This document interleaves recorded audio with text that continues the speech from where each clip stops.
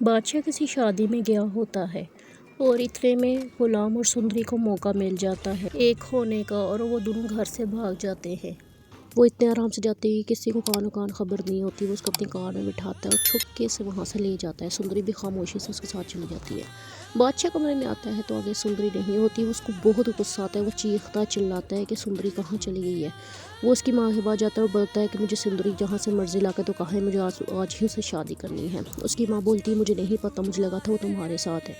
بادشاہ لوکیشن بھی ادھر ادھر شیئر کرتا ہے کہ جلدی سے پتہ کرو کہ غلام کہاں لے کر گیا ہے سندری کو۔ وہ چلوں کی طرح ادھر ادھر بھاگ رہا ہوتا ہے۔ اسے ایک بندہ بتا دیتا ہے کہ غلام سندری کو لے کر کس جگہ پہ چلا گیا ہے، اس کی لوکیشن پتہ چل گئی ہے۔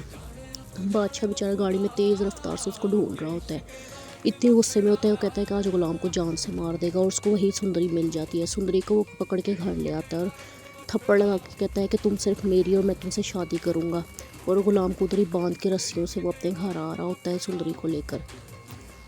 وہ گھر پہ لے کے آ کے سندری کو ادھر ہی قید کر لیتا ہے اور جلدی سے اس کو دھمکیاں دیتا ہے کہ اگر تم یہاں سے نکلی اگر تم نے یہاں سے بھاگنے کی کوشش کی تو میں غلام کو جان سے مار دوں گا۔ یہ سن کے سندری بہت ڈر جاتی ہے، اور وہ سندری کے ماں کو بولتا ہے کہ جلدی سے سندری کو تیار کر لو، آج میری اس کی شادی ہے۔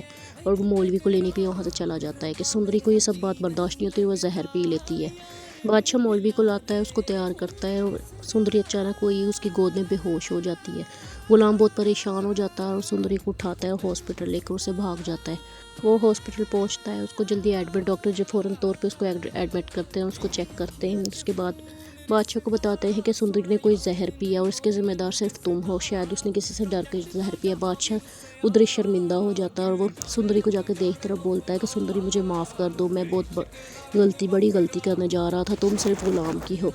اور وہ یہ کہہ کے سندری کے پاس آتا ہے، اس سے معافی مانگتا ہے، بولتا ہے کہ تم صرف غلام کی ہو، اور غلام کے پاس جا کے اس کی رسی کھولتا ہے اور اس سے بھی معافی مانگتا ہے، اس کو اپنے گلے لگاتا ہے، کہتا ہے میں بہت بڑی غلطی کرنے جا رہا تھا، ہو سکے تو مجھے معاف کر دینا۔ وہ غلام کو لیتا ہے اور دونوں ہاسپٹل آتے ہیں۔ ہاسپٹل آتے ہی غلام سندری سے ملتا ہے، سندری کی ماں بھی وہی آتی ہے، وہ بھی ملتی ہے، اور وہ دونوں بہت روتے ہیں سندری کی اس حالت کو دیکھ کر۔ وہ کہتے ہیں کہ اب ہم ایک دوسرے سے کوئی جدا نہیں کر سکتا۔ اور دوسری طرف بادشاہ گھر جاتا ہے، گھر جا کے بولتا ہے کہ میں اپنی اس قربان کی بیٹی سے شادی کرنے کے لیے تیار ہوں، جلدی سے بارات وغیرہ تیار کریں۔ اس کا باپ بھی بہت خوش ہوتا ہے، بولتا ہے کہ چلو بیٹا تمہیں آج عقل آئی گئی آخر۔ بادشاہ اٹھتا ہے، جلدی سے تیاری کرتا ہے اور جا کے اس کے باپ کو بولتا ہے کہ نا قربان صاحب میں آپ کی بیٹی سے شادی کرنے کو تیار ہوں۔ قربان بھی بہت خوش ہوتا ہے اور جلدی سے جا کے اس کی بیٹی سے نکاح کر لیتا ہے۔ مولوی اس سے پوچھتا ہے کیا تمہیں نکاح قبول ہے؟ بادشاہ بولتا ہے ہاں قبول ہے۔ دوسری سائڈ سندری اور وہ بھی شادی کر لیتے ہیں، غلام بھی شادی کر لیتے ہیں، وہ دونوں بھی بہت خوش ہوتے ہیں۔ بادشاہ مولوی کو گھر چھوڑ کر آتا ہے۔